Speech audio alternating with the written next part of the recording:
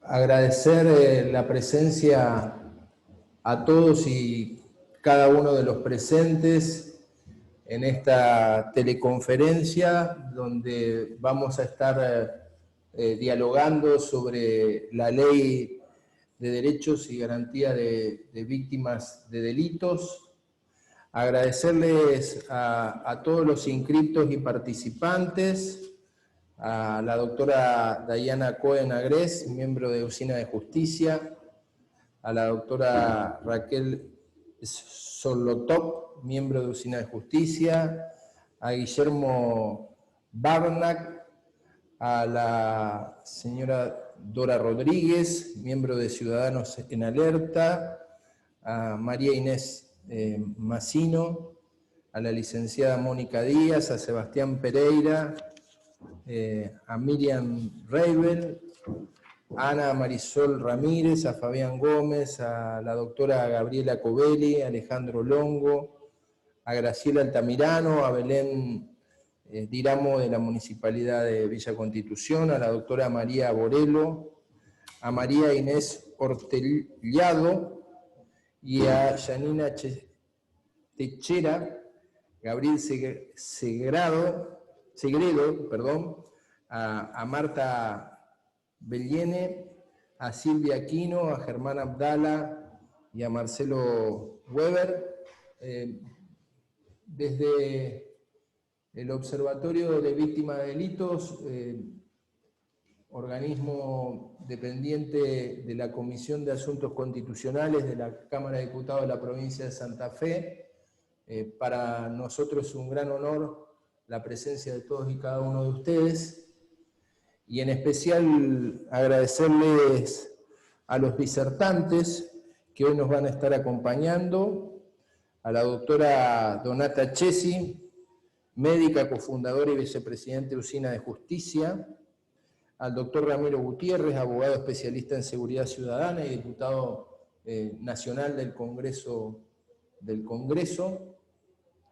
También al doctor Daniel Rollero, abogado especialista también en Derecho de las Víctimas y miembro de la Usina de Justicia. Y por último al doctor César Mayer, también abogado especialista en Derecho de Víctimas, Derecho de Víctimas y sus familiares.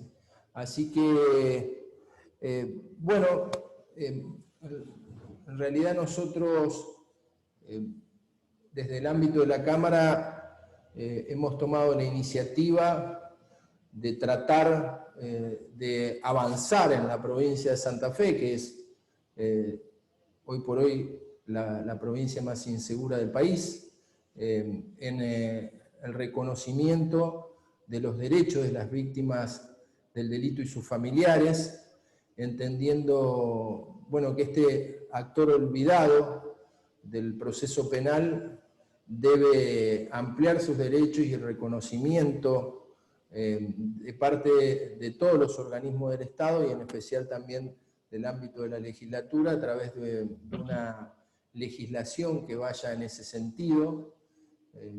Solemos decir que las víctimas de delito están atravesadas por la incapacidad del Estado, en primer lugar, de garantizar la seguridad, en segundo lugar, de terminar con la impunidad y de hacer cumplir a aquellos que violan la ley penal con la sanción respectiva. Nuestro abordaje a través del observatorio es poder colaborar en el reconocimiento de esos derechos en todos los ámbitos institucionales y no solamente en lo que tienen que ver con el patrocinio y el reconocimiento de esos derechos en el proceso penal, sino también en el reconocimiento de los derechos que tienen que ver con la asistencia desde el punto de vista psicológico y también con la asistencia desde el punto de vista social. También en este ámbito y en el ámbito legislativo creemos que tenemos mucho que aprender, por eso hemos convocado a estos especialistas sin ánimo de agotar la problemática y seguramente haremos otras reuniones, pero bueno, en primer lugar, y para un poco adentrarnos en la problemática, era nuestra intención, en primer lugar, pasarle la palabra a la doctora Donata Chesi, médica egresada de la Universidad de Buenos Aires, especialista en diagnóstico de imágenes y actualmente, vicepresidenta de la Oficina de Justicia y una de los miembros fundadores de esta organización tan prestigiosa. Sin más trámite, Donata, agradecerte tu presencia y pasarte la palabra. Gracias por estar. Gracias a ustedes. Gracias a ustedes por esta invitación, que considero de enorme importancia para poder contarles quiénes somos y cuáles son los objetivos que nos mueven a trabajar en esta asociación. En primer lugar, quiero saludarlos a todos y cada uno de ustedes, y mi especial agradecimiento a vos, Oscar, por habernos invitado. Me siento un poquito apabullada, debo decir, por compartir este panel con tan prestigiosos abogados. Como bien dijiste, yo no soy abogada, soy médica, así que me disculpo de antemano si mi lenguaje jurídico no es el más apropiado. Pero puedo relatar mi testimonio con palabras muy concretas. Por fin la sociedad ha comenzado a comprender que quienes hemos sido víctimas de un femicidio o un homicidio, tenemos el inalienable derecho de ser escuchados, atendidos, comprendidos y también ser resarcidos en cuanto al reparador, para ser resarcidos mediante sentencias justas, para poder iniciar el reparador camino del duelo. Sin justicia justa que atienda las profundas heridas que nos ha causado la pérdida de un padre, de un hijo, una abuela o una amiga por causas de un hecho de inseguridad, no hay manera de recuperar la calma y la paz para intentar transitar hacia una nueva vida en la que ese hecho nos ha perturbado profundamente. Situación, claro está, que nadie pidió estar y que, por supuesto, nos fue impuesta de manera brutal. Les propongo por unos minutos que se coloquen el traje de víctima. Les pregunto si alguno de ustedes alguna vez ha sido víctima. Espero que no, pero yo sí, y muchos de los que integramos a Usina sí lo hemos sido. Imagínense este escenario. Una tarde apacible cualquiera, reciben un llamado. Del otro lado, una voz histérica grita: «Llama a la policía, mataron a papá». Les aseguro que es algo que uno queda absolutamente petrificado. En el primer momento pensé, no puede ser, debe haber un error.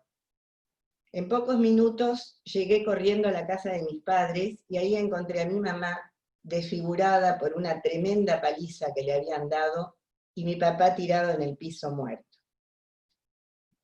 Ahora les hago otra pregunta. ¿Cuántos de ustedes sabrían qué es lo que hay que hacer en ese momento? Supongo que pocos de ustedes me pueden contestar, porque es como si una bomba hubiera explotado en el seno de nuestra familia. Todo se transforma en un caos. Aparecen la policía, investigadores, levantan huellas digitales, lágrimas, y realmente sentimientos muy extraños empiezan a apoderarse de uno. Hay rabia, hay dolor, y de golpe me empieza a invadir otra sensación, temor a cometer errores irreparables para lo que sigue después, para la investigación. Como yo nunca había tenido nada que ver en lo relativo a lo judicial, palabras nuevas me empiezan a rondar. Algunas las entiendo, Otras, la verdad, no sé de qué me están hablando. Víctima, victimario, fiscalía, juez de ejecución, indagatorio, expediente, número de expediente. Aparecen palabras realmente que me confunden. Días de zozobra son los que siguen. Preguntas que quiero hacer pero que nadie me responde. Mi papá empieza a desdibujarse y a transformarse en un número. Jueces y fiscales que en muchos casos no muestran la menor empatía con la víctima. Les aclaro, por supuesto que ustedes lo deben saber, que víctima se entiende por el fallecido y la familia, por los deudos. También debo asumir gastos imprevisibles, un funeral que nunca imaginé en ese momento, y de golpe también me pregunto, ¿necesitaré un abogado? ¿Pero cómo? ¿El asesino sí tiene un abogado y yo no? Pero, ¿y a mí quién me responde las preguntas que debo hacer? Llamo a la fiscalía y llame más tarde, venga después. Señores, ahí me di cuenta que estaba absolutamente sola. Me disculpo con ustedes si les genero angustia con este relato, pero es así, porque pude comprobar con otras cientos de víctimas con las que hemos conversado que esta sensación de abandono y soledad es lo que nos afecta a todos. Este es el calvario que uno vive cuando en cuestión de segundos todo cambia. Ese ser querido, esa persona, comienza a transformarse en un expediente y perdió el derecho más trascendental que tenía, el derecho a la vida y luego a la reparación del daño causado. Poco a poco se va transformando en una carpeta con un número. La investigación sigue y si tenemos suerte, llegaremos a un juicio. Y en ese momento es cuando comienza el otro calvario. Podremos tener frente a frente la persona que nos hizo tanto daño, el victimario o el asesino, como me gustaba llamarlo a mí. Ese ser aparece frente a nosotros y ahí nos damos cuenta que ese individuo ya había delinquido otras veces, varias veces, y que había tenido salidas transitorias a las que realmente hacía lo que quería. Las violó una y otra vez. Ese asesino, que en ese momento tendría que haber estado preso, ese asesino estaba libre y fue el que mató a mi padre. Estas son las cosas de la injusticia, como nosotros llamamos. Esa ruleta rusa le tocó a mi familia. Yo me pregunto, ¿cómo puede ser? ¿Cómo puede ser? Pero es. Este año, con la excusa del COVID, se liberaron cientos de delincuentes peligrosos. Un miembro de nuestra organización se tomó el trabajo de monitorear los trágicos resultados de esta indiscriminada liberación. Y si alguno de ustedes tiene alguna duda, puedo acreditar documentación. Pero yo no fui invitada a este foro para contarles cómo una víctima puede contarle todo este testimonio, sino cómo una víctima puede transformar el dolor en acción. En el año 2014 conocí a la doctora Diana Cohen Agrest, Diana para nosotros, la mamá de Ezequiel. Ella, transida por el dolor, fundó esta increíble asociación que intenta ordenar las piezas de un gigantesco rompecabezas macabro, poniendo a la víctima en el primer lugar. Clamor por justicia, cambio de políticas públicas, devolverle a la víctima su real espacio y no ser una figura irrelevante, antes, durante y después del proceso. A que las víctimas seamos escuchadas y asesoradas, y que seamos tratadas con dignidad. Necesitamos que una ley de víctimas sea realidad en todo nuestro país, en cada provincia. Poco a poco, Usina de Justicia con otras organizaciones han instalado esta necesidad y hecho visible este vacío legal. Los derechos de las víctimas son tan básicos como cualquier otro derecho humano. Las víctimas nunca deben ser un cero a la izquierda o el convidado de piedra en esta tragedia. ¿Saben qué es lo más difícil cambiar en una sociedad? Cambiar un hábito, cambiar una costumbre.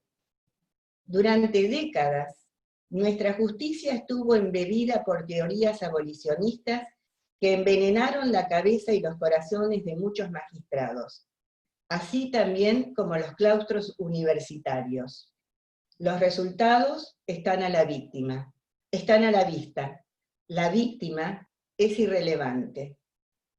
Hoy reclamamos que se nos informe, que podamos monitorear las decisiones futuras que modificarán la situación del delincuente, que se utilicen palabras claras y simples para que la gente de a pie, como yo, podamos entender que las decisiones que se toman, que los fiscales y los jueces se transformen en seres tangibles y no en figuras inalcanzables en su aura intocable, que tengamos derecho también, por supuesto, a un abogado que nos asista. Que las cárceles sean lugares seguros donde las penas se cumplan como corresponde. Así los presos no podrán salir a cometer sus fechorías. Que no haya más la llamada puerta giratoria y los delincuentes no tengan derecho a tener ese pasaporte para seguir cometiendo los desastres que perpetran. Usina de Justicia puso en marcha todo eso. Pero ahora les quiero contar algo muy especial, que es patrimonio, yo diría, casi exclusivo de nuestra organización, que es lo que nosotros llamamos el acompañamiento de víctimas. Cada día, un equipo de personas que han superado su dolor buscan nuevos dolientes. El primer mensaje es decirle, no estás solo, estamos aquí para ayudarte. Los aconsejamos cómo ir procediendo en los primeros momentos de los hechos. A veces vamos a hablar personalmente con los jueces que tienen la causa. Tenemos psicólogas que generosamente y de manera absolutamente gratuita asisten a la familia. Abogados que sugieren estrategias para encarar procesos. Hasta nos hemos presentado en la Cámara de Casación con un amico curiae en un caso en particular. Por otro lado, nuestros abogados han presentado amparos por la liberación indiscriminada de presos por la pandemia. Les tengo, lamentablemente, una mala noticia, que ustedes obviamente la conocen. La delincuencia crece y crece, y estamos muy desprotegidos. Cualquiera de nosotros, cualquiera de ustedes, podrían ser víctimas de la inseguridad. Usina de Justicia es la única organización que defiende los derechos de las víctimas, no solo en nuestro país, sino también en foros internacionales como en la OEA. Buscamos justicia justa y no cejaremos en nuestro intento. Muchas gracias por su atención. Muchísimas gracias. Quiero contarles que justamente el Observatorio de Víctimas de Delitos en el ámbito de la Cámara surgió como consecuencia también de la denuncia que hiciéramos en su oportunidad de la liberación de presos condenados por delitos graves en el ámbito de la provincia de Santa Fe, de abuso sexual, promoción de la prostitución de menores, homicidio doblemente agravado, sin haber cumplido justamente los derechos y garantías establecidos por la ley de víctimas y sus familiares. Esto motivó un grupo de pedidos de informes y también, digamos, dejó palmariamente demostrado que era necesario avanzar en la provincia de Santa Fe. La verdad es que en ese momento contamos con una enorme colaboración de un diputado nacional que hoy está aquí presente, que lo hemos invitado efectivamente a esta conferencia, que es el doctor Ramiro Gutiérrez. Lo hemos invitado especialmente para que hable de los derechos humanos de las víctimas de delito y sus familiares. Y voy a leer algunos de sus logros. Es abogado egresado de la Universidad Nacional de Buenos Aires, magíster en Ciencias Penales, y realizó estudios y cursos de posgrado en materia penal y criminología de la Universidad Complutense de España, en Habana, en Chile, en Florida, Estados Unidos. Ramiro también colaboró en la redacción de esta iniciativa del Observatorio de Víctimas, y realmente para nosotros es un honor poder contar con su presencia. También quiero señalar que todos aquellos que quieran formular alguna consulta, le damos el correo observatoriodevictimas@diputadosantafe.gov.ar, a disposición este correo para que puedan formular esas observaciones. Dicho o pasado este aviso, le pasamos la palabra a Ramiro, que creo que está conectado. Ramiro, muchas gracias por estar presente. Buenas tardes a todos los concurrentes.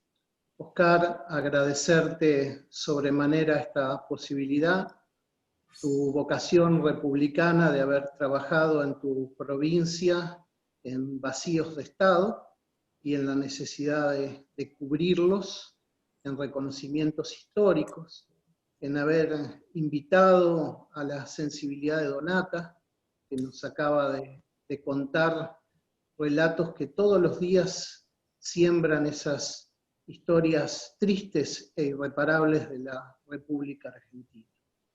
Yo voy a tocar el tema desde lo jurídico, voy a ir a esas palabras a veces difíciles, pero que nosotros debemos incorporar, porque estamos en momentos de oportunidades y debemos seguir este camino que en Santa Fe están iniciando los legisladores y que vos nos invitás siempre a participar y recorrer.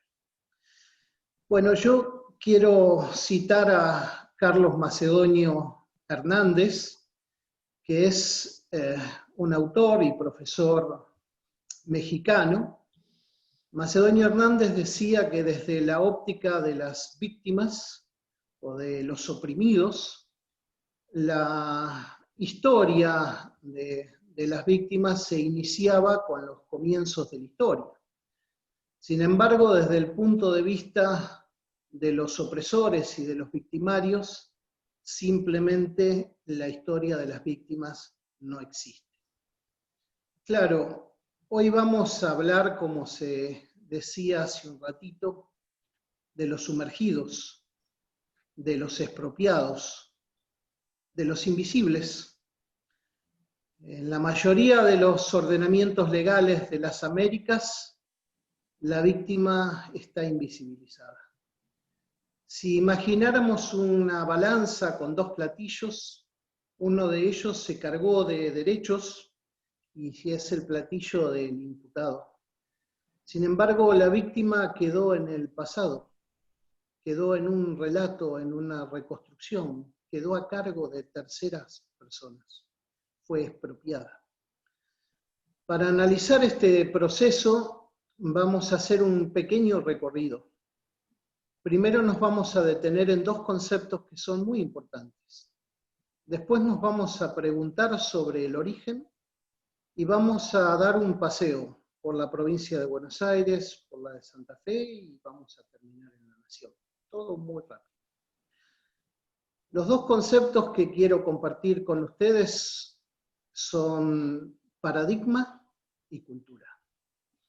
Para hablar de paradigma tenemos que traer al filósofo Thomas Kuhn, que lo definía como aquella quiescencia generalizada de la comunidad científica sobre un tema dado en un momento determinado.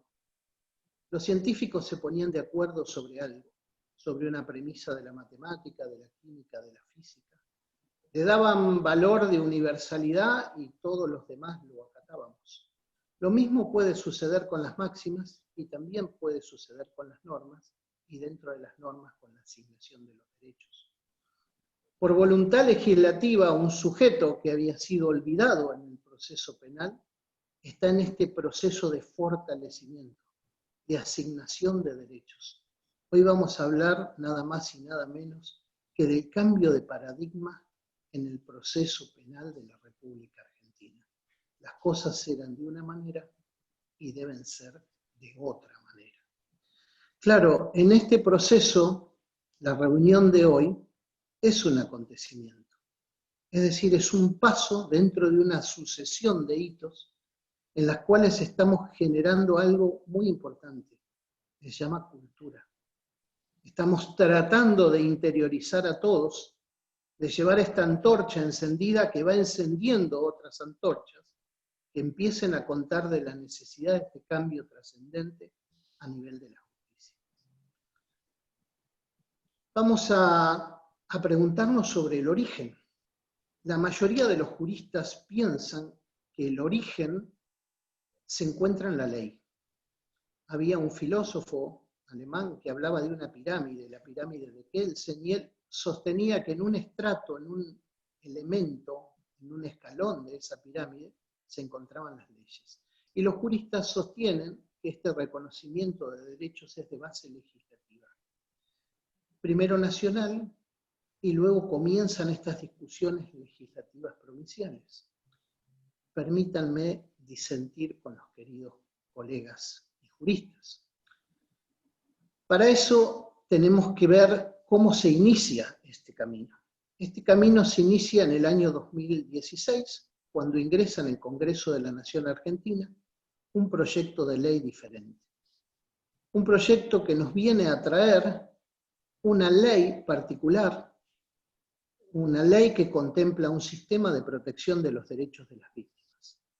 El autor de esa ley es Sergio Tomás Massa y se inspiró en dos legislaciones muy potentes, la de España y la de México. Una vez que ingresa en el Congreso el proyecto, empieza la discusión y termina siendo un proyecto de la unanimidad. Todas las fuerzas con expresión política representadas en el Congreso de la Nación Argentina entendieron que había que tener una ley nueva que cubriese y amparase los derechos de las víctimas en nuestro territorio, que debía ser una ley de orden público con un claro mensaje del legislador nacional a los jueces, a los fiscales, a las otras legislaturas. Un mensaje de reconstrucción histórica de los derechos de las víctimas. Bien, pero sigue siendo un proceso eminentemente legislativo. Pensemos un poquito más, y para eso trasladémonos a la provincia de Buenos Aires. En estas horas, en mis tierras, yo soy bonaerense, se está discutiendo la ley de los derechos de las víctimas de la provincia de Buenos Aires. Ya tiene media sanción, el Senado la ha aprobado y ahora queda la discusión en diputados. Cuando ello ocurra, si Dios quiere, tendremos una ley adecuada a la ley nacional. Fíjense que dije adecuada y no adherida.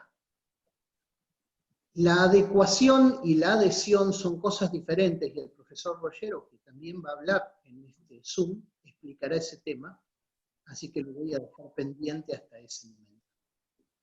Sin embargo, en la provincia de Buenos Aires, la Constitución nos habla de un interés público y general de la provincia.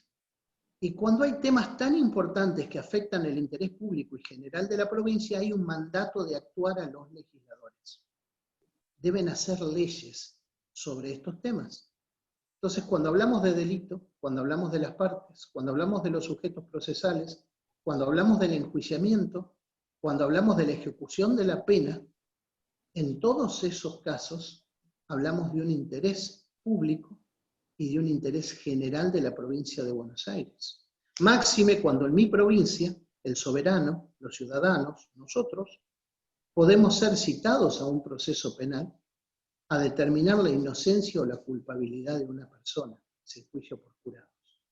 Entonces, en mi provincia sí hay un mandato constitucional a regular leyes como las que asignan derechos a las víctimas. Revisando la Constitución de Santa Fe, no encuentro una norma similar al 103, inciso 13 de mi Constitución. Sin embargo, la Constitución de Santa Fe, en su preámbulo, nos exhorta a afianzar la justicia, algo de lo que habló Donata. Y también tiene un artículo como el 9, donde empieza a bosquejar los rudimentos de lo que se llama el debido proceso judicial. Ciertas reglas que son insoslayables cuando estamos frente a un proceso de enjuiciamiento. Bien, a nivel nacional, nuestra Constitución Nacional, en su preámbulo, también nos exhorta a afianzar la justicia. Nuestra Constitución Nacional, en su artículo 5, les dice a todas las provincias, pueden ustedes hacer su propia Constitución a imagen y semejanza. Es decir, principios, derechos y garantías nunca pueden diferir con los contemplados en la Constitución Nacional. Y por último, la Constitución Nacional prevé las reglas del debido proceso judicial. Y ahí está el kit de la cuestión. Es en ese artículo, que es el 18 de la Constitución Nacional, donde se van a encontrar por primera vez los derechos constitucionales de la víctima. Ya no son simplemente derechos emanados de una ley. Son derechos que nacen de la Constitución con una manda originaria del año 53. La Constitución en el artículo 18 dice: ningún habitante de la nación argentina puede ser penado sin juicio previo fundado en ley anterior al hecho del proceso. Principio de legalidad. Nullum crimen, nulla poena sine lege. No se puede imponer una pena, no se puede juzgar si no hay una ley previa. ¿Previa qué? Anterior al hecho del proceso. Y ahí está la diferencia. ¿Qué es el hecho del proceso? El hecho del proceso es ese momento fatídico cuando el victimario alcanza a la víctima, cuando se le encuentra y la lesiona, cuando pone en peligro sus bienes, cuando los lesiona o cuando los destruye de manera irreparable. Entonces ya la Constitución del año 53 nos habló de un momento fundacional, el momento que habilita la intervención del Estado a través de un enjuiciamiento. Y en ese momento había al menos dos partes, una que lastima y otra que es lastimada. Entonces la víctima es parte del momento original, está en nuestra Constitución. Pero claro, con las tensiones y la asimetría del Estado persiguiendo a un sospechoso, solo un platillo de la balanza se cargó de derechos. Los derechos de ese consorte procesal que llamamos imputado. Luego nuestra Constitución se amplió en el año 94 con la incorporación de pactos, tratados, convenciones de derechos humanos. Y ahí ese debido proceso judicial, esas reglas de garantía para el enjuiciamiento y para la ejecución de la pena, también se ampliaron. Apareció una convención muy importante, una convención de derechos humanos que todos conocemos como el Pacto de San José de Costa Rica. Y en el artículo 8 aparece un derecho sacramental, el derecho a ser oído. El derecho a ser oído, ¿cuándo? En cualquier instancia del proceso. Sin embargo, ese derecho otra vez se asignó al imputado. Y la víctima estaba adormecida, invisibilizada. Era fundante, pero no la veíamos, no la traíamos, no la escuchábamos. No era parte de las conversaciones relevantes de la justicia. Voy a citar dos hitos trascendentes, no ubicados cronológicamente, sino por la potencia que significaron. El primero son las 100 reglas de Brasilia sobre el acceso a la justicia de las personas vulnerables. ¿Por qué la cito? Porque la acordada 5 del 2009 de la Corte Suprema de Justicia de la Nación Argentina la dirigió.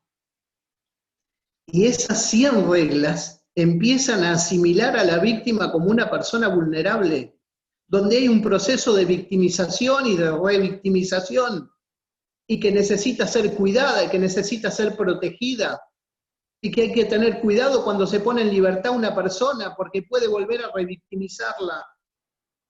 Entonces todo ese proceso comienza a marcar un nuevo rol, con nuevos derechos para la víctima.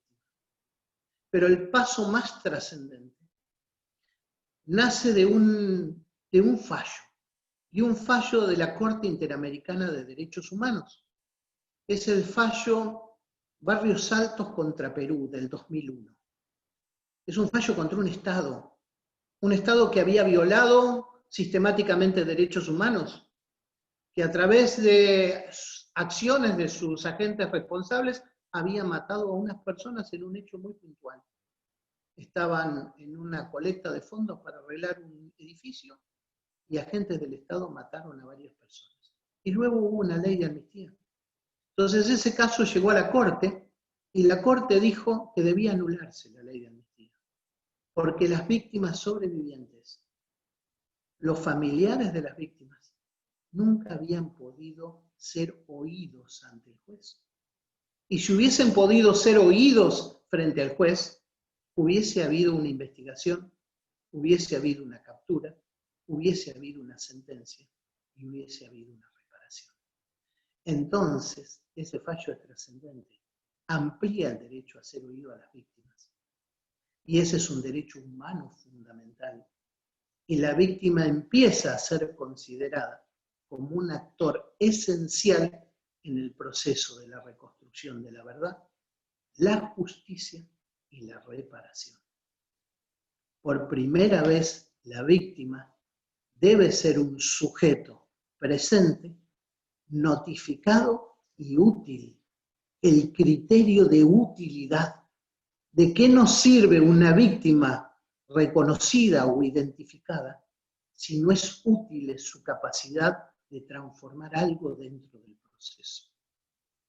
Bien, para terminar quiero citar un gran constitucionalista argentino, Vidal Campos, que toma estos conceptos cuando habla del debido proceso y dice: si un proceso está receptado por la ley, para que cumpla los estándares del debido proceso legal, debe permitirle al individuo la posibilidad de participar con utilidad. La víctima debe poder participar con utilidad en los procesos penales. Quiero traer aquí a dos autores muy importantes, criminólogos, como es mi ciencia, mi métier. Uno de ellos habla de este fenómeno, empieza a cavilar, a pensar en su criminología, lo hace Muñoz Conde, empieza a pensar ¿por qué se llenó solo un platillo? ¿Por qué se olvidó a la víctima? ¿Por qué si la víctima es fundante quedó en la historia, en el pasado, tercerizada y expropiada? Y él sostiene que en ese momento de la tensión del delito, el único que fascina es el delincuente. Las luces siempre caen sobre el delincuente. Tiene la atención, tiene el rol protagónico. Y García Pablos de Molina, el catedrático español, dice que todo el sistema penal y la criminología puso sus esfuerzos en el delincuente. Y la sociedad dejó para la víctima la compasión.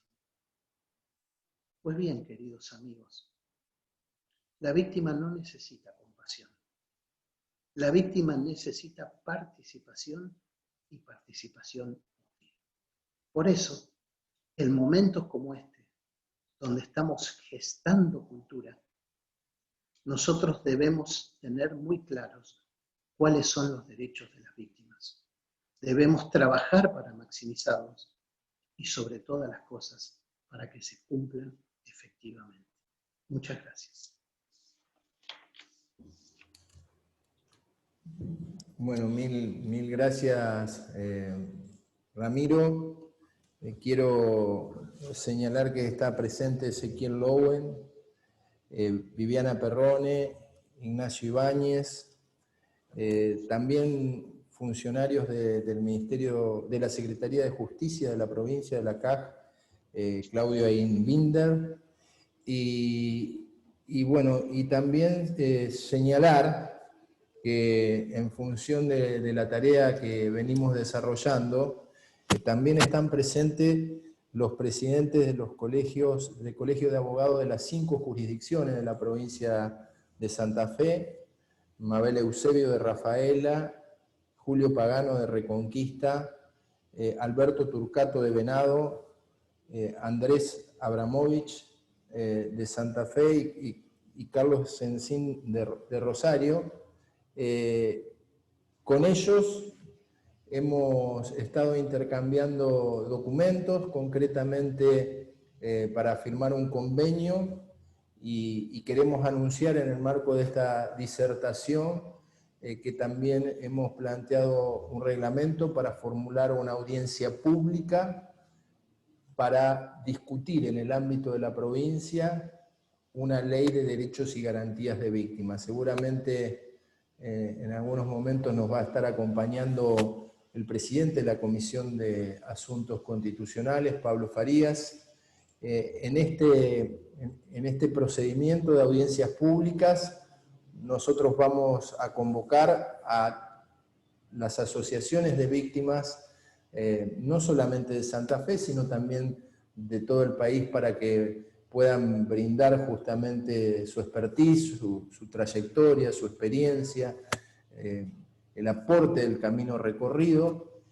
Vamos a invitar también a participar a expertos en la materia, desde todos los puntos de vista, y también vamos a convocar no solamente a los legisladores, yo soy autor de uno de los proyectos, también el presidente de la Comisión de Asuntos Constitucionales, sino también a los distintos poderes. Yo esta mañana charlaba con el secretario de Justicia de la provincia, que justamente están trabajando en una legislación al respecto, y es nuestra intención convocar desde el observatorio a todos los poderes para tener una ley de víctimas acorde con la demanda social que está claramente buscando, como decía Ramiro, que los platos de la balanza puedan equilibrarse y que haya paridad de fuerzas en lo que respecta justamente al proceso penal. Así que, bueno, muchas gracias. Le voy a pasar la palabra al doctor Daniel Rollero. Él no solamente, digamos, es abogado y titular de un estudio jurídico, sino que también es profesor titular de la Cátedra de Ciencias Políticas en la Universidad de Ciencias Empresariales y Sociales, asesor del Observatorio de Víctimas de Delitos y director general de Legal y Técnica en el municipio de Almirante Brown. Él nos va a hablar sobre justamente el observatorio como intérprete auténtico de la ley de víctimas desde 2 aspectos: el patrocinio letrado gratuito y la aplicación de la ley en las distintas provincias de la Argentina. Así que, Daniel, si estás ahí, agradecerte también por tu presencia y te pasamos la palabra. Sí, gracias a Oscar por la invitación y un placer compartir desde ya el panel con la doctora Donata Chesi, con el doctor César Mayer y por supuesto también con el diputado Ramírez Gutiérrez. El tema, tal cual indicó el diputado Martínez, es el observatorio como intérprete auténtico de la ley de víctimas en 2 aspectos particulares, que son el patrocinio letrado gratuito y la aplicación de la ley en las provincias. Se me ocurre plantear la respuesta a qué pregunta son la ley de víctimas y el Observatorio de Víctimas. ¿Qué necesidad satisface la ley de víctimas y un observatorio de víctimas? Y para hacer esto hago un recorrido en 3 cuestiones que son: ¿qué tiene que saber o conocer una víctima? ¿Qué es lo que puede hacer una víctima? ¿Y qué es lo que debe esperar una víctima? Y para lograr eso, nada mejor que observar. La pregunta seguida entonces es: ¿observar qué? Observar los hechos. Necesitamos siempre un diseño de políticas basadas en evidencias. Observar la ley en cuanto a que se cumplan sus mandatos y todo lo que ordena, sería un rol de control. Y observar a las víctimas en sí mismas para satisfacer sus necesidades desde el desagravio y cumplir un rol de servicio a las víctimas. Entonces, el primer verbo que responde a la pregunta de por qué existe una ley y de por qué existe un observatorio es precisamente darnos cuenta desde la mirada de las víctimas a esas 3 dimensiones. Los hechos, lo que realmente ocurre, que de alguna manera lo describió muy bien Donata en la intervención. La ley, un poco la encuadró Ramiro en su exposición. Y a las propias víctimas, muchas de las cuales en este momento estamos compartiendo este foro. ¿Por qué estos 2 puntos? El patrocinio letrado gratuito y la aplicación de la ley en las provincias. Porque considero que son cuestiones críticas que han dado lugar a debates e incluso a posiciones en contradicción. Un dato: en la encuesta nacional de necesidades jurídicas que realizó Ministerio de Justicia y Derechos Humanos junto con la Facultad de Derecho de la UBA, que está publicado en el año noviembre de 2019, el año pasado, hay un dato que me llamó mucho la atención. Cuando se hacen una serie de preguntas en la encuesta, dice: ¿por qué no consiguió asesoramiento legal profesional? Y la respuesta es: no pude pagarlo, un 27,3%. Aclaro, no es solamente por cuestiones de índole penales, sino en general. Pero es llamativo que prácticamente un 27%, si lo proyectamos como encuesta nacional, que de hecho lo fue, no puede acceder a una solución jurídica porque no tiene el dinero necesario. Y el otro punto es: ¿a quién recurrió? Un 75,9%, un 76%, asesoramiento legal profesional. Todas las otras áreas que prestan servicio al Estado, oficinas, defensorías, etcétera, apenas un 17%. Por lo tanto, es fundamental, y ahora lo vamos a ver en el siguiente punto, es fundamental el patrocinio letrado gratuito para toda la vida. Y el otro punto, decíamos, es la aplicación de la ley en las provincias. Esto ha generado desde el primer día un debate en los tribunales. Fundamentalmente se abrió el debate porque consideraban que los hechos cuya condena habían recaído con anterioridad a la sanción de la ley impedían la aplicación de la ley, lo cual extendió a analizar si era una ley procesal o una ley con derecho de fondo. Y por lo tanto, si era procesal, por cuestiones constitucionales, estaba solamente aplicada a nivel nacional o a delitos federales. Vamos a desarrollar esto de la siguiente manera. ¿De dónde surge el patrocinio letrado gratuito? Hay varias normas, pero cito 2. Una, la Carta Iberoamericana de Derecho a las Víctimas, que se aprobó en el año 2012, dice expresamente que la víctima tiene derecho a asesoría y representación legal gratuita.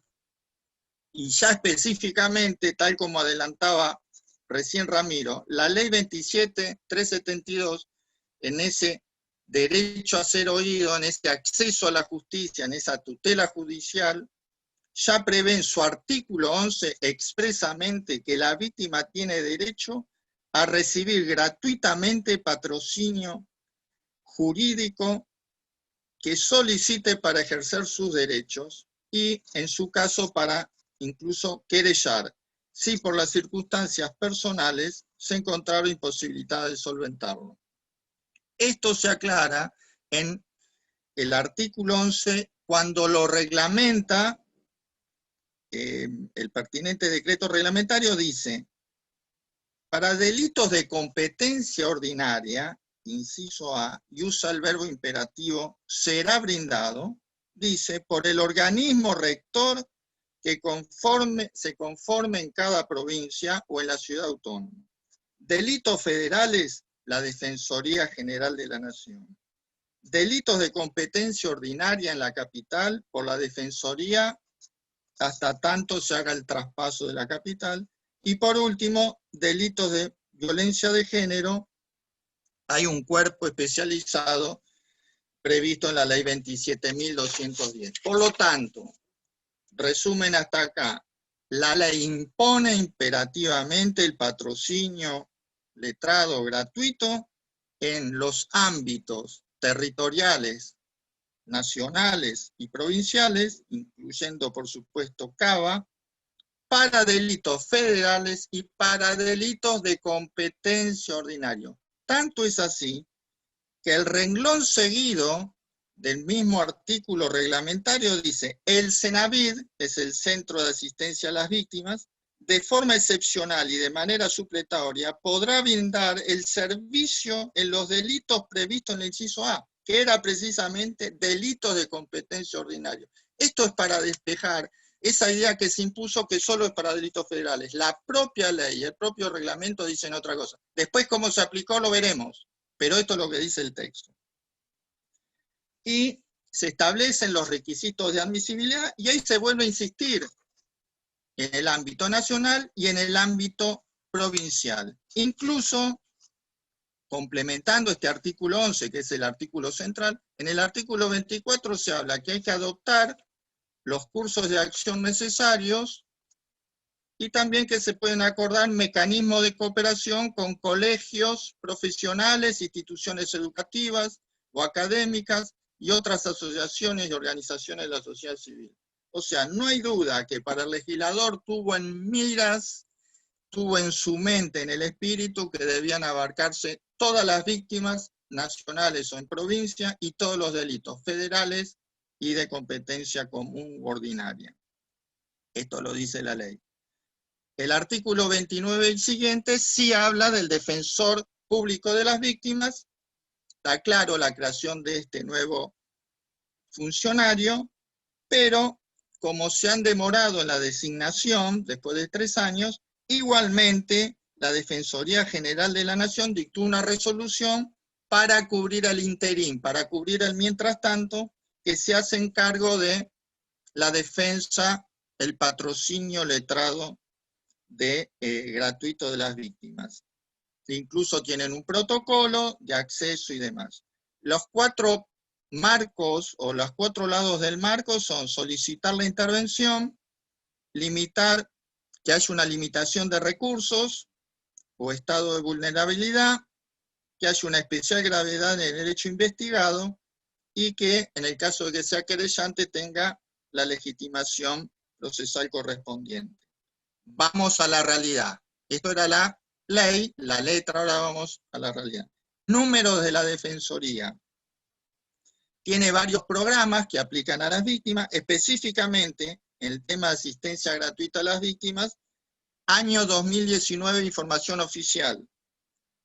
Se presentaron 66 casos, se aceptaron solamente 34. Y el perfil promedio de los casos es violencia institucional 39%, violencias contra niños, infancia 32%, violencia de género 18% y homicidio, tentativa de homicidio 4%. Agrego como complemento que existe una red federal de patrocinio jurídico gratuito donde de alguna manera se trató de coordinar a nivel nacional todo lo que se denominan los CAJ, que son los Centros de Acceso a la Justicia, también con convenios con universidades, colegios de abogados y otros organismos. Bien, entonces, ¿qué nos corresponde decir acá? Veamos los datos que nos trae el Cenavid, que es el otro organismo creado por la ley para la asistencia a las víctimas. No solamente el patrocinio, sino la asistencia. El Cenavid se autopercibe excluido del patrocinio, dice que lo dice la ley. En realidad lo que dice la ley es que se creará una defensoría pública de víctimas. En ningún lado dice que está excluido el Cenavid. Tanto es así, como dijimos recién, de manera excepcional el propio Cenavid o lo cumple por sí o por convenios con organismos, lo acabo de leer. Datos del Cenavid, junio 2018, septiembre 2019. Atendieron 29.146 casos en estos 16 meses que tenemos el informe. Y en casos de patrocinios los han derivado a otros organismos, no lo atienden por sí mismos. Tienen Programa Nacional de Rescate de Víctimas, Programa Nacional de Lucha contra la Impunidad y Programa de Víctimas contra la Violencia. Y también cuenta con un cuerpo interdisciplinario de protección contra la violencia familiar. Segundo punto, la aplicación de la ley en las provincias. Otro tema que ha dado lugar al debate ya en los tribunales. Nos paramos en el artículo 37 de la ley, donde dice: se invita a las provincias y a la ciudad de Buenos Aires a readecuar su legislación procesal a los efectos de garantizar en sus jurisdicciones los derechos de las víctimas que se reconocen en la presente ley. Primer punto, de índole semántico.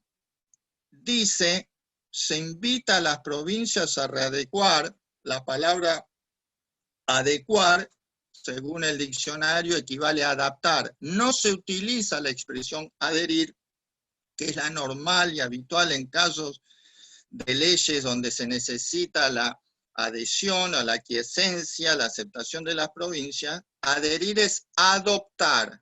En cambio acá la ley dice adecuar, adaptar.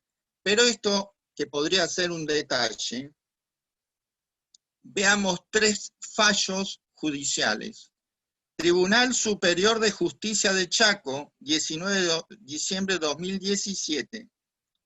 La ley 27.372 establece disposiciones de orden público, de modo que resultan imperativas para cualquier órgano judicial sin distinción de jurisdicción, sea provincial o nacional. A favor. Cámara de Apelaciones y Garantía de Mercedes.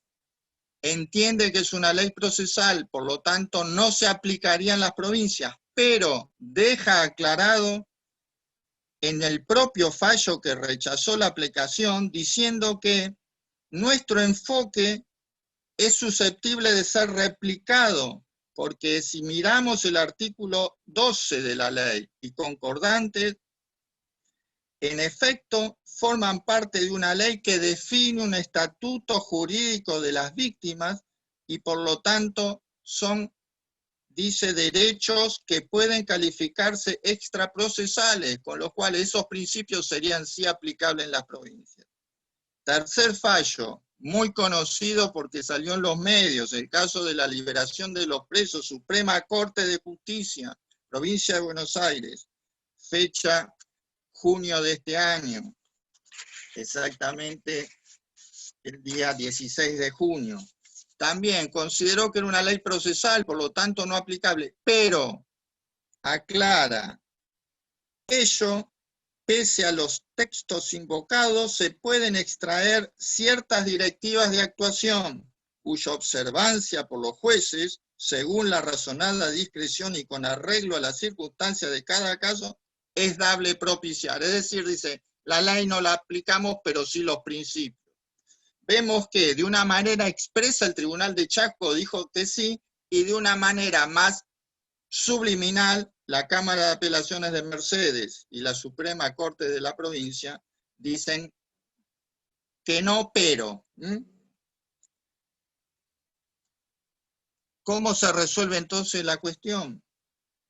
¿Se trata de normas procesales o se trata de asuntos legislados que trascienden la norma procesal. Si es el primer caso, obviamente, por los artículos 5 y 75, inciso 12 de la Constitución Nacional, no sería aplicable en las provincias. En cambio, si se trata el fondo, los derechos y garantías de los capítulos 1 a 3 de la ley, entonces correspondería que es imperativa su aplicación tanto en provincias y en Ciudad de Buenos Aires por el artículo 75, inciso 22 de la Constitución.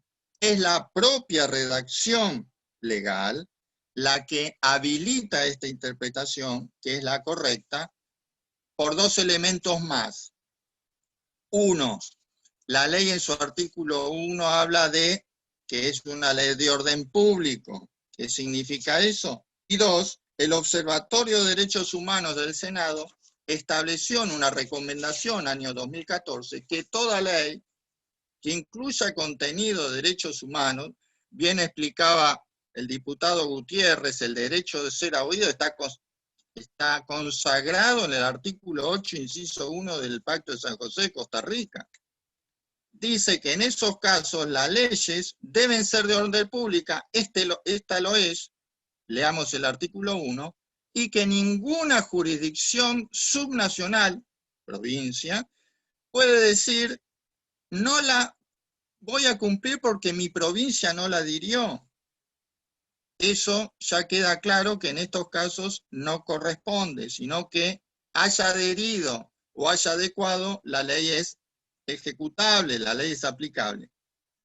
Y se viene a reforzar este criterio con la opinión consultiva de la propia Corte Interamericana de Derechos Humanos, el 9 de diciembre del 94, que dice, no puede invocarse para su incumplimiento un tratado o un derecho consagrado, derecho humano, en este caso derecho humano de las víctimas, por el mero incumplimiento de derecho interno. Estaríamos violando la interpretación que hace la propia Corte desde el año 1994. En síntesis, para ir cerrando, todas las disposiciones de la ley, capítulo 1 a 3, de derechos y garantías consagrado en la ley 27.372 son de orden público y de aplicación obligatoria en todo el territorio de la República Argentina, sin perjuicio de invitar a las provincias y a la propia Ciudad de Buenos Aires a sancionar en el ámbito de sus competencias exclusivas procesales las normas correspondientes,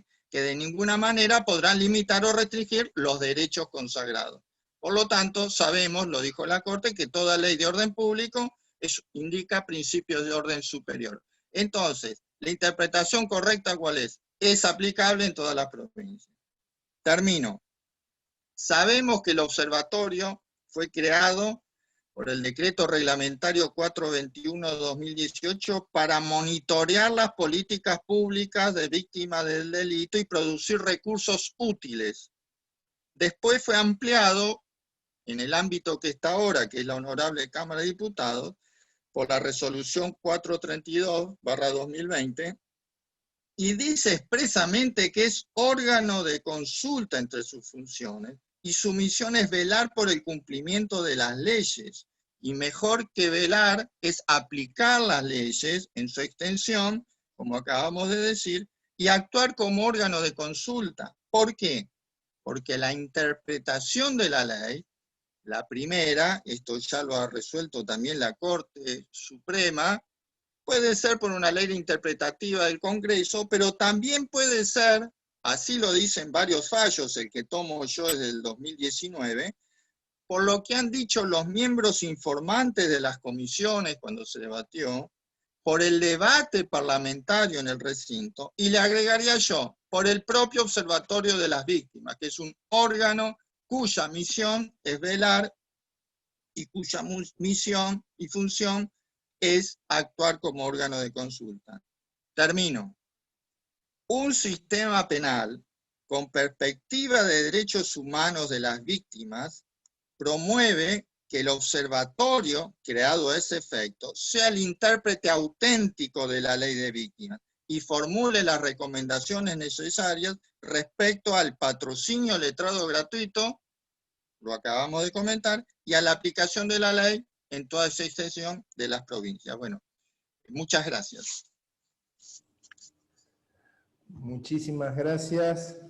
Bueno, quiero agradecer la presencia de Adrián Gianangelo, de Hugo Capacio y de Fernando Cejas. Mañana se cumple un mes de la desaparición de su hermano y le agradecemos su presencia. A las autoridades de la asociación, Patricia Obey, Leandro Gloria y Nadia Polius. Y también comentar que a partir de la constitución justamente del observatorio en el ámbito de la provincia, hemos tenido una enorme cantidad de consultas e interés de las administraciones locales para brindar una protección integral de las víctimas. De hecho, quiero mencionar al intendente, a los concejales de la ciudad de Reconquista, que han votado una ordenanza al respecto. Se ha sumado también la ciudad de Calchaquí, la ciudad también del Trébol. Están presentes concejales de la ciudad de Armstrong, también de la ciudad de San Genaro, y bueno, en este marco nosotros realmente creemos que todo lo que pueda significar la ampliación de derechos y garantías de las víctimas y la participación de los distintos niveles de gobierno para una tutela integral de esos derechos serán promovidos desde el ámbito de esta legislatura. Así que, bueno, sin más, pasarle ahora la palabra al doctor César Mayer, abogado de la Universidad de Buenos Aires, licenciado en periodismo, abogado especialista en Derecho Penal Económico y además abogado asesor de la Dirección General de Provincias del Ministerio del Interior de la Nación en el periodo 1981-82 y socio cofundador de la Asociación Civil Usina de Justicia. Bueno, doctor Mayer, muchas gracias por estar presente a pesar de sus compromisos personales. Gracias por estar y le cedemos la palabra. Sí, muchas gracias. Espero que se me escuche bien. Yo soy nacido en la provincia de Santa Fe, casualmente, pero en este momento estoy en la provincia de Buenos Aires, en un lugar bastante alejado, y en medio de una terrible tormenta eléctrica que está granizando encima. Así que, y estas tormentas suelen provocar corte de luz y corte de internet, así que espero poder completar mi intervención. Quiero agradecer muchísimo al diputado Oscar Martínez, en nombre de Usina de Justicia, por esta invitación, por esta convocatoria que nos permite estar hoy presentes acá. La provincia de Buenos Aires y la provincia de Santa Fe son las dos provincias más importantes del país. Y da la casualidad que a más de 3 años de sancionada la Ley de Víctimas 27372 por parte de la Nación, ambas provincias aún no han logrado adherir ni tampoco adecuar una ley de víctimas acorde al régimen sancionado a nivel nacional. Se trata evidentemente de una enorme deuda social de la política con sus respectivos pueblos, no haber podido todavía ponerse de acuerdo para obtener una ley de víctimas. Cada hecho delictivo provoca una víctima, ya sean, por supuesto, en la escala de mayor severidad, comenzando por los homicidios, las violaciones, la trata de personas, hasta los delitos más nimios. Cada delito provoca una víctima. De manera que son miles y miles de víctimas que integran este colectivo que la ley desprotege. La ausencia de una ley de víctimas no es inocua, de manera que no da lo mismo que esté o que no esté. La ausencia de una ley de víctimas revictimiza a la víctima. Esto es, después de haber padecido el hecho delictivo, se encuentra con que el Estado la revictimiza porque la desconoce, la posterga, la aplasta. ¿Cómo sucede esto? Como dice la doctora Diana Cohen-Agrest, inmediatamente después de haber sufrido un hecho delictivo, la víctima tiene que lidiar, si se trató de un homicidio, con el duelo, con su angustia y con tener que empezar a enfrentar lo que se llama el sistema judicial, con el que no está familiarizada, que nunca le tocó. Tener que vérselas con la cara de la policía, la cara del fiscal, la cara del juez, caras que por supuesto del fiscal y del juez no ve nunca en la vida, porque nunca pasa de la mesa de entradas. Entonces sufrió el delito y tiene que ir a preguntar a la comisaría qué es lo que tengo que hacer, a dónde tengo que ir. Si tiene buena suerte le dan el domicilio de la fiscalía o del juzgado, entonces va a preguntar, pero como decía Donata hace un rato, no sabe qué es lo que tiene que hacer. Empieza a encontrarse con palabras, instituciones nuevas, no tiene ninguna orientación. Entonces se encuentra con la mesa de entradas, donde normalmente le espetan en la cara, cuando va a preguntar el detalle más mínimo de la causa. No le puedo informar porque usted no es parte. Acaban de matarle a un familiar, pero no es parte. La acaban de violar, pero no es parte. Le robaron, pero no es parte. Entonces, si esa persona no es parte, ¿quién es la parte? Y si no es parte desde el punto de vista procesal, lo cual es lógico, porque inclusive por ahí la víctima no tiene ese deseo de hacerse parte desde el punto de vista procesal, tampoco tiene calidad suficiente como para ser informada mínimamente de aquello que va a preguntar. Esto me trae a la memoria un hecho que presencié en una UFI, en una fiscalía de la ciudad de Zárate, una vez, que lo quiero contar porque yo estaba presente. Vino un matrimonio, ambos muy grandes y muy humildes, que venían a pedir si les podían restituir una moto que les habían robado. Entonces, hablan con la empleada de mesa de entradas y la empleada les dice: no les puedo informar nada porque ustedes no son parte. Bueno, dice, pero ya vinimos el mes pasado y el mes anterior, y siempre nos dicen lo mismo, que tenemos que volver. Sí, pero no son parte.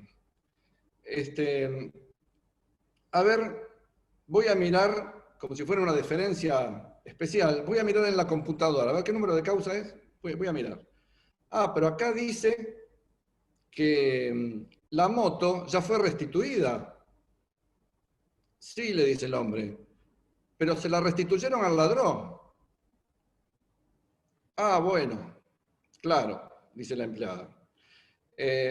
Bueno, entonces le voy a dar una virome y un papel, porque entonces usted tiene que escribir una nota al juez, a su señoría, constituyendo domicilio y pidiendo la restitución de este bien. Claro, el hombre que probablemente no había terminado la escuela primaria, seguramente se preguntaría qué es su señoría y qué es constituir un domicilio. Y yo, que lo miraba a unos metros, me preguntaba, ¿por qué le piden que haga una nota? Si ya lo hicieron venir 3 veces, se tomó el trabajo de venir a la fiscalía y lo está pidiendo en persona, in voce, y le dicen que tiene que hacer una nota para pedirlo. Esta nota para pedir una moto es lo mismo que probablemente le pidan para pedir el cadáver de una persona, de un familiar, que está en la morgue después de la autopsia. También me hace acordar el conocido caso de una jueza de la ciudad de Buenos Aires que le decía a sus empleados: no me fijen reuniones con las víctimas, porque no entienden nada. Encima piden cosas y lloran. En definitiva, más allá del delito, el Estado, en la medida que no tiene una ley de víctimas, revictimiza a estas personas. Y estos forman parte de un colectivo que continúa estando totalmente desprotegido. Quiero, en relación con la ley de víctimas, y dicho esto preliminarmente, me gustaría mencionar, ahora sí desde el punto de vista procesal, algunas cuestiones importantes que se han suscitado en el debate de la Ley de Víctimas Nacional y en el debate de la Ley de Víctimas de la Provincia de Buenos Aires. Y que sería importante que un nuevo proyecto, o el proyecto para la provincia de Santa Fe, tuviera en cuenta.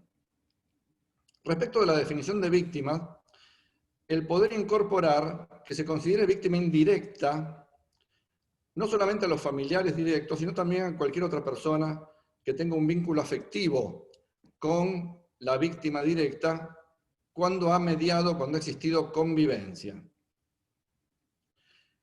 Es importante también que se permita la participación de organizaciones no gubernamentales en representación de las víctimas directas e indirectas para poder prestarles asesoramiento y asistencia legal. De la misma forma,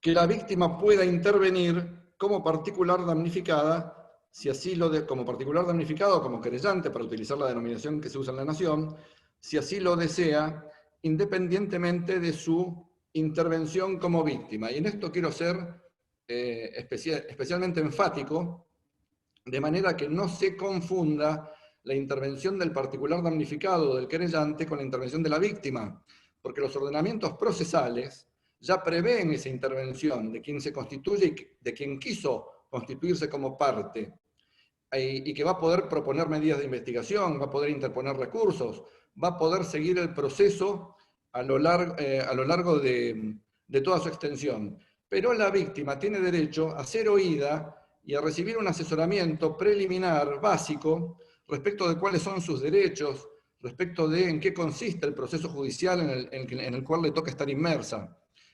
De manera que se distinga perfectamente el rol del particular damnificado o querellante del rol de la víctima. La ley de víctimas precisamente está para reglamentar los derechos de la víctima, no del particular damnificado. Es importante reconocer el patrocinio gratuito de las víctimas durante todo el proceso y abrir la puerta para que puedan ser oídas también en el proceso, en la etapa de ejecución de la pena. Muy importante también, y esto lamentablemente, por ejemplo, en el proyecto de la provincia de Buenos Aires no se ha podido lograr, sería fundamental que algunos delitos, dada su magnitud, dada su gravedad, puedan contar las víctimas con patrocinio gratuito en todos los casos, más allá de cuál sea su situación económica o si pueden solventar o no un asesoramiento privado, que sería el caso de los homicidios, de la reducción de una persona a la esclavitud o servidumbre, homicidio en ocasión de robo, lesiones graves o gravísimas, violación seguida de muerte, etc. Esto es, que en esos casos se provee asesoramiento gratuito a la víctima, no como parte damnificada o como querellante, sino asesoramiento gratuito mientras se mantenga en calidad de víctima. Es importante también que los testigos del caso sean equiparados en cuanto a la situación de vulnerabilidad con la situación de las víctimas, a los fines de que el Estado pueda hacerse cargo de gastos de traslado y de permanencia en el lugar donde tengan que ir a declarar. Esto está contemplado en la ley de la provincia, en el proyecto de la provincia de Buenos Aires. Que se haga extensiva la gratuidad a las costas y demás gastos del proceso. Básicamente, que las víctimas puedan ser oídas respecto de todas las decisiones que puedan tener relevancia a su respecto y a lo largo de todo el proceso. Y fundamentalmente, respecto de aquellas decisiones que dejen sin efecto medidas de coerción o dispongan libertades condicionales, libertades anticipadas, salidas transitorias, prisión domiciliaria, para que no tengan que enterarse que su victimario está en la calle cuando se lo crucen por la vereda, cuando el asesino vive, como es habitual en algunas barriadas, a una cuadra de la casa de su víctima, y se enteraron que salió libre un día porque se lo cruzaron en la calle.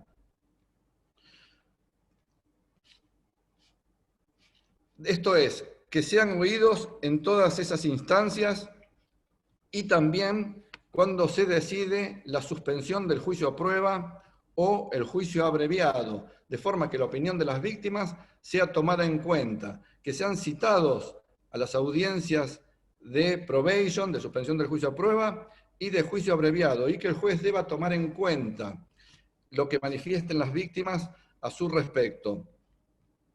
Como dije, cualquier decisión respecto de la libertad del condenado y la posibilidad de otorgar, esto sí está previsto en el proyecto de Provincia de Buenos Aires, de otorgar a la víctima la posibilidad de decir sus últimas palabras, así como la tiene el victimario en el proceso, en el juicio oral, que la víctima también lo tenga previo a las últimas palabras del imputado.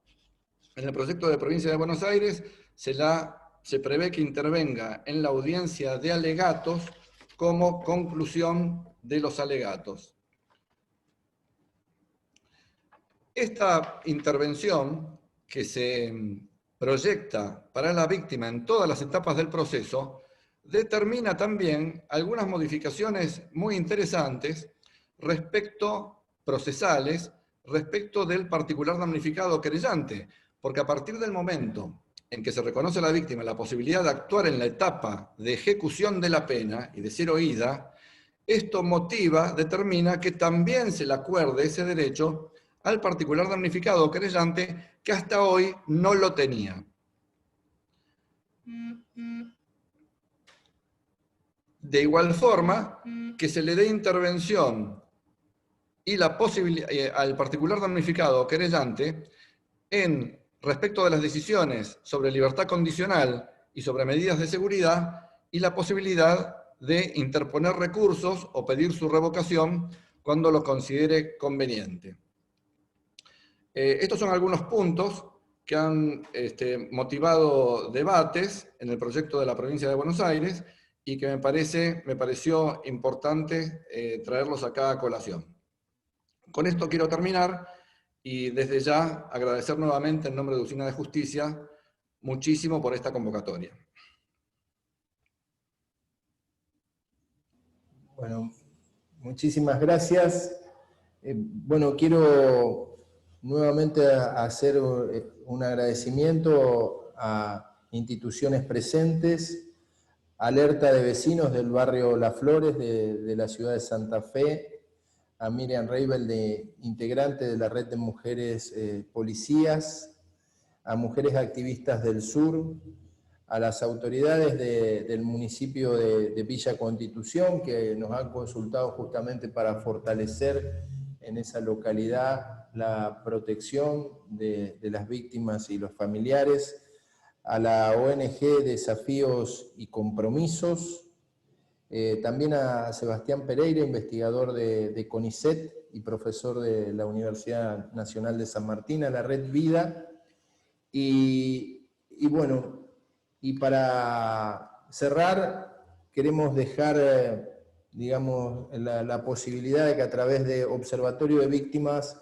@diputadossantafe.gov.ar bueno, puedan tener acceso a las grabaciones de esta charla que hemos tenido con los distintos disertantes y a la vez, bueno, comunicar que para nosotros ha sido un enorme placer esta primer convocatoria y nuevamente ratificar nuestra vocación de avanzar en una ley provincial de derechos y garantías. Vuelvo a ratificar, esto es un anuncio, hemos acordado celebrar un convenio con los 5 colegios de la provincia de Santa Fe para poder llevar adelante justamente dentro de ese convenio una audiencia pública donde podamos convocar a los expertos, podamos convocar a las distintas asociaciones de víctimas no solamente del ámbito de la provincia, sino de otros lugares, y también a los colegios profesionales para que podamos tener la mejor ley. Algunas consideraciones en función de lo que decía César. Nosotros realmente creemos que hay que resolver esta situación donde el Estado le brinda patrocinio al imputado o al que ha cometido un delito y no le brinda patrocinio justamente a las víctimas de delitos. En la provincia de Santa Fe debemos construir también un defensor de las víctimas, un funcionario que sea responsable de llevar adelante esta tarea. También creemos que hay que modificar algunas normas del Código Procesal Penal, que si bien fue adaptado a la nueva ley de víctimas, no le permite la participación en instancias procesales tan importantes como el archivo judicial de las causas, los delitos no le permite participar en el procedimiento por flagrancia y tampoco le permite participar en una instancia tan importante como es la audiencia de sobreseimiento. Bueno, sobre estas cuestiones vamos a debatir, a discutir, a escuchar como representantes de la ciudadanía a todos y cada uno de los sectores involucrados.